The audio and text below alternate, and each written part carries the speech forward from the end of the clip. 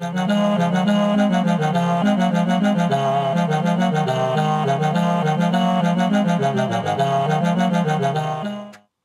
guys, it's Holden, and today I'm going to talk about binding. It's a video that I've been wanting to do for a little while because there are a few videos on YouTube about binding, but I think it's always good to get a little bit more exposure because it seems like this kind of elusive thing if you don't know anything about it. And it's really like not a big deal, but it's good to know maybe what other people are going through, what your like trans friends are going through or whatever. So number one thing, binding is where you are basically compressing your breasts or in some way concealing your breasts to alleviate some dysphoria. Because a lot of trans guys have dysphoria around simply having breasts. There are a lot of different ways to bind, lots of different kinds of binders, and then there's also simply just like layering on clothing. That's a way of binding. Those kinds of things. You can pretty much bind in any way for any situation. Sometimes it's more difficult. For example, in summer when it gets really, really hot, binding gets really difficult because binders are usually made of some sort of nylon or something, like spandex, and so it's like just really hot. And so summers are super uncomfortable. Swimming with a binder on, I've never done it because I don't really go swimming because it is just too difficult, because I looked some stuff up online and some trans guys will bind with like their normal spandex binder or whatever, and then put a shirt on top of it and then maybe put something else on top of that, or some guys will get like a rash guard like for surfing, which has like some compression elements, and so that will help them, and sometimes they'll bind underneath that, which is cool because they get to go swimming. But it's not comfortable at all. The binding in general is not comfortable, but it is better to feel good mentally sometimes than physically in these kind of situations. Another thing about binding is that it can be potentially dangerous. You really should not bind for more than, what I think recommended is like something like 8 hours. Like the binder I have on right now, I would not wear longer than 8 hours.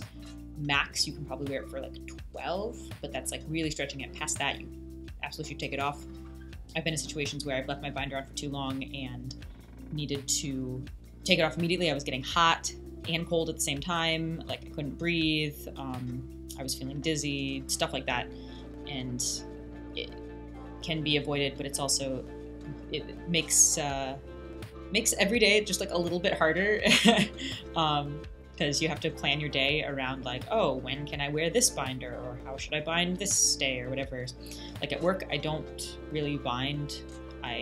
Sometimes I'll bind with the new binder I got, which I'll show you in a second. But I can't bind with this binder at work.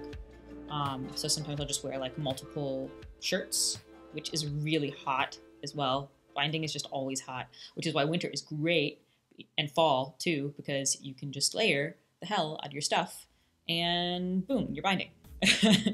So there's that. Right. So I'm just gonna show you what a binder looks like, because maybe you don't know.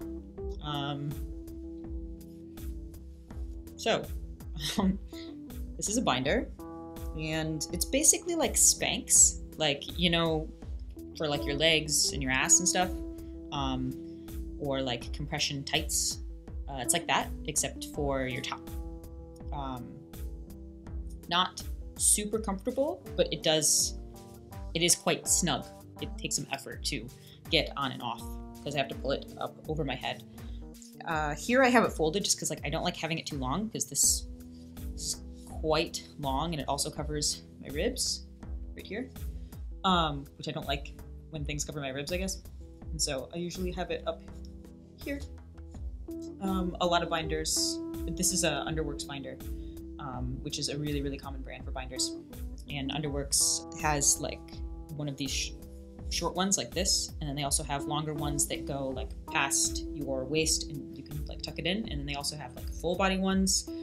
There's t-shirt ones, there's swimsuit ones, tons and tons of binders from Underworks, and there's also a brand called Tea Kingdom, which I'm going to show you right now. One second.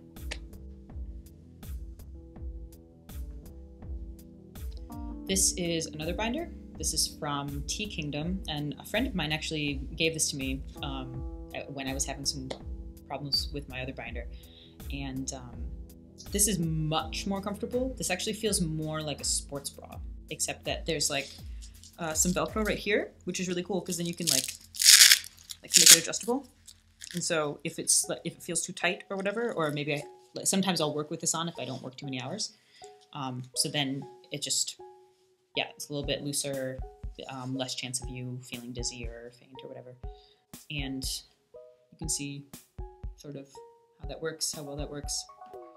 In the back, yeah, basically like a sports bra, except it's made out of like a thicker material here and a lighter material here, so it's quite comfortable. Personally, I really like using this for sort of day-to-day use. I try not to bind every single day. I try to not bind maybe like a day or two during the week, like just not at all during the day. But I really prefer my other binder just because like it compresses a little bit more. But this also makes me super happy because I can wear more. Right, so there's that. One more. That's okay.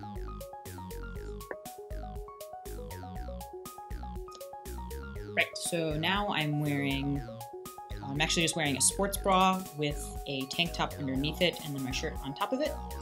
This is what I would normally wear to work or to something that I can't like wear an actual binder for. I have to go for a long bike ride, I have a long commute or something like that. I try not to wear my binder because that's uncomfortable. Why? And then I'll usually just either wear this or I'll change or something like that. It's hard for like you other trans guys if you're watching this. I know it's hard like to even just like do this sometimes. It feels not right, at least to me. And so sometimes it just feels easier to like keep the binder on. It really isn't healthy. And it's really scary. I don't know if any of you have passed out from wearing a binder too long, but it's just like really like unnecessary. And when I had a bad experience with my other binder, I couldn't wear it for like a week because I just felt really angry at my binder, which is not how you want to feel towards an item of clothing that relieves a lot of your dysphoria. So yeah, just be careful. Also, no ace bandages. That's another thing, is that a lot of people will, like, if they bind for the first time, they'll try ace bandages because they'll see that on TV or like in a movie or something. But it's actually really dangerous because ace bandages compress more in an unhealthy way, and it can actually cause damage to your lungs and your ribs. So actually buying a proper binder is safer and healthier. And you can get some not too expensively, and I know that there are some websites where they do binder trades, or like guys will give their binders away to people who are pre-top surgery because then they don't need them anymore. So I know there's sites like that. I'll try to include it in the links. Anyway, I hope that this was helpful. And if you have any questions about binding or whatever, leave it in the comments or email me or whatever. Thanks. See ya.